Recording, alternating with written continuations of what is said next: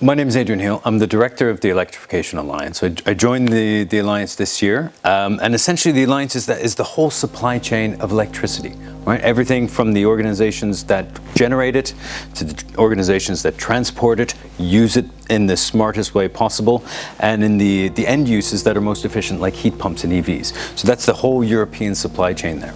I tell you, what I really want to see in the next few years is the realization broadly in every sector that whatever the challenges are, whatever you're concerned about, electrification is going to be part of the solution.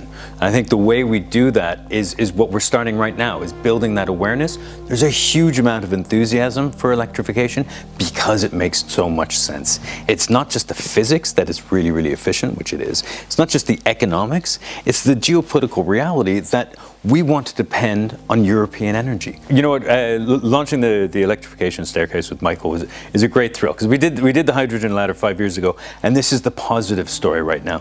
This is about what we can do. Not only what we can do, but what is going to happen, right? It's inevitable that these sectors are going to electrify.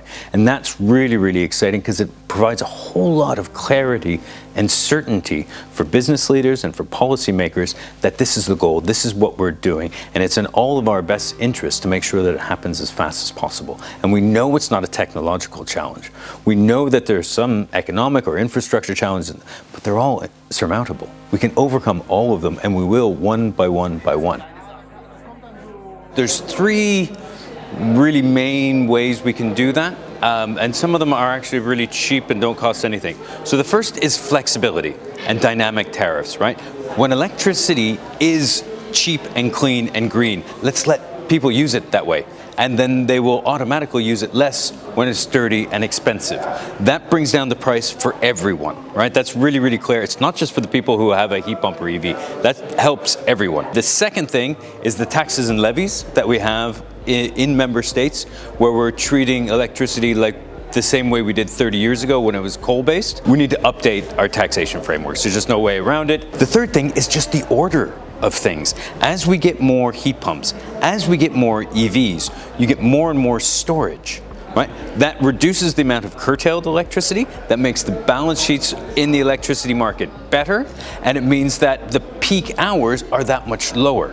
Right, so as we do the really easy stuff, which is domestic heating, it's hot water, it's EVs, as we do that, the price again will come down for everyone, not just for the people doing it. If you do that well in a coordinated way, then you're not just building a business case, you're building an overwhelming business case that's really transformational for a business or a household or an individual. And that gets really, really exciting. One of the big challenges we have is we need to convince a lot of people who aren't aware of this stuff. Let's tap into that this is about us.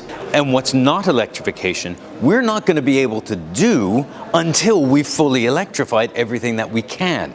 The more we electrify, the more we bring down prices. So we need to focus, no matter what, on doing that first. Let's show them how to improve their lives.